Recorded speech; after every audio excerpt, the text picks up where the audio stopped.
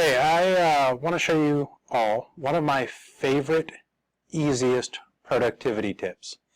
And that is how to split screen the computer monitor that you're looking at.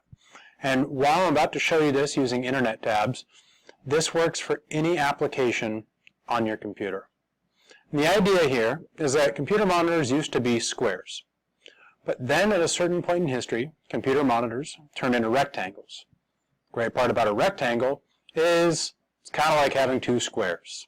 Math teachers, please give me a pass on that one. The bottom line is you can use a rectangle screen to multitask, to have two things open at once. A lot of times this works for transferring information from one window to another, but it could be because you want to do two things at the same time. I'm going to use a ridiculous example to show you what I mean. Say I want to work on my rock climbing training. I want this up. But while I'm doing my rock climbing training, I want to watch this rad bike video to encourage the stoke. Now I could flip-flop back and forth between these two tabs on my computer. Or I could split the screen.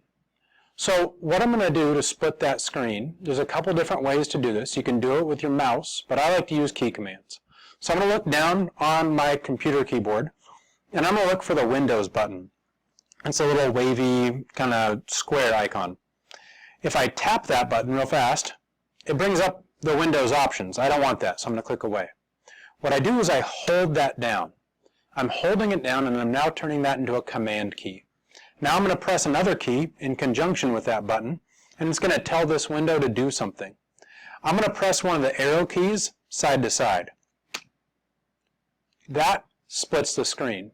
Now this window takes exactly half of this screen. Now wait, what do I do with this one? Well, what I can do is actually, and this is a kind of a cool trick you can use in any internet browser, if you have another tab and you want to make it its own window, you click it and drag it somewhere else, and now it's its own window.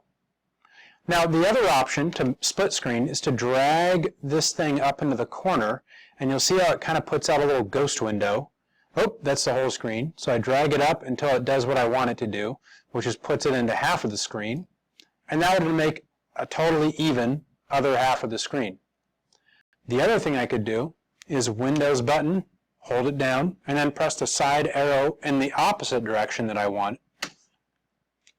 And now that also takes up half the screen. So the two options for screen splitting are to drag until you see the ghostly window show up where you want, kind of up towards the corner, or to be a real pro, use keyboard shortcuts.